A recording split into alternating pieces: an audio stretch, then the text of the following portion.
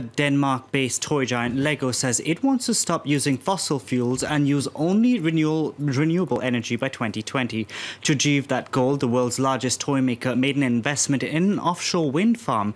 And to discuss more about Lego's shift towards green energy, I'm now joined by Lego's Chief Executive Officer from Nordrhein in Germany, Jørgen Vig Knustorp. Great to have you on the program this morning.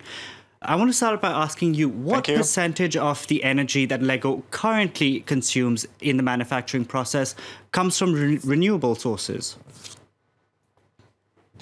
Well, today we are inaugurating this wind farm, which is a really exciting event for us. And what it means is that we, by 2020, are aiming to be 100% based on renewable energy. That means matching in renewable energy production the energy we consume at our various facilities that are in more than 60 locations all over the world.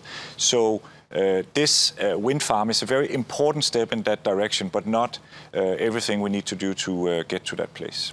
Now, doesn't the bulk of CO2 emissions come from the extraction and refinement of raw materials?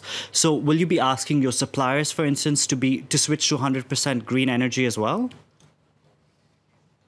Well, we have a very exciting collaboration with the World Wildlife Foundation's Climate Savers Initiative, where we have a project that's called Engage to Reduce, where we work on innovative approaches together with our supply base to find ways to also reduce the CO2 emissions coming from our suppliers and also those that manufacture the raw materials that our Lego bricks are based on.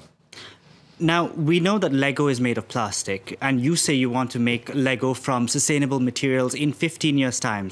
Is that feasible, given that last year 77,000 metric tons of petroleum-based plastics were used? And if you don't use plastic, then what are you going to use, given that these materials essentially have to be safe for children? Yes, it's a great question, and it is a very, it's almost an intractable problem.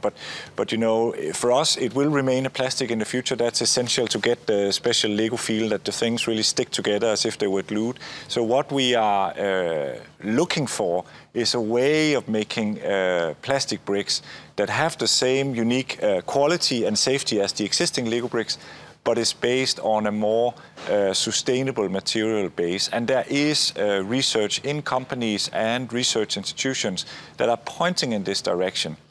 We have set money aside for this effort, not because we want to do the research all ourselves, but we want to encourage industry and research centers around the world to collaborate more to really bring forward these sustainable solutions in the future. And we are hopeful that it can be achieved in 15 years' time. And, you know, nothing happens unless you really push for it and really demand it. And that's what we're doing with the announcement we've made earlier this year. Now, last year, the Lego movie was a runaway success. Is that something we can expect to see more of, Lego going on screen and into video games as well? This as children's tastes essentially evolve.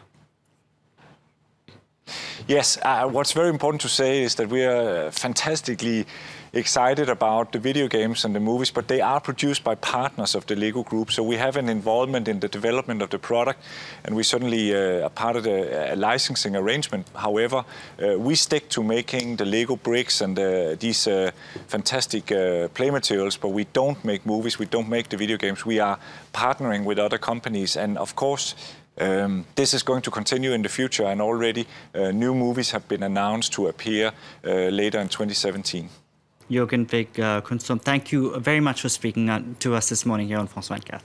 Thank you. Thank you very much.